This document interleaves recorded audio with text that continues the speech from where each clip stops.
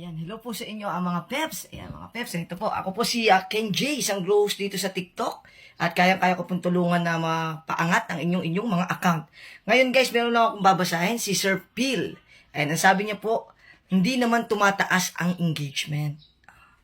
Guys, Sir Phil, baka ganito po yung nangyari. Kapag po makikipag-proper engagement kayo, yan po kasi yung una natin gagawin, proper engagement, para dumami yung inyong mga kaibigan, supporter at followers dito sa TikTok. Unang gawin, proper engagement. Tapusin yung video na to. Ayan. Pag natapos nyo guys, pusuan.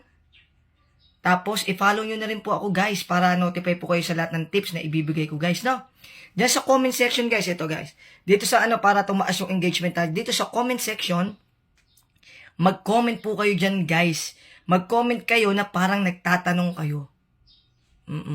Pag nag-comment kayo na parang nagtatanong kayo, may magre-reply sa inyo dyan. Habang umaba na ng humaba yung conversation. So, lahat na nag-comment dyan, guys, replyan nyo po, guys, ng patanong.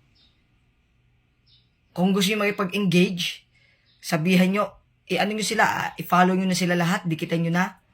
Tapos, pa-peps back. Tapos, duktungan nyo ng katanungan. Para humaba po yung conversation.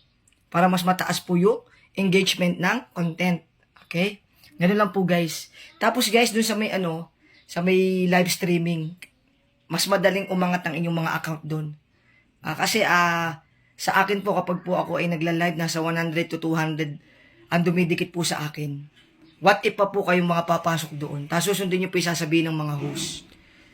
O susundin nyo yung sasabihin ko pag ako yung host. Ganun lang po gawin nyo guys, simple-simple lang, aasenso agad ang inyong mga account. Ayan. Thank you!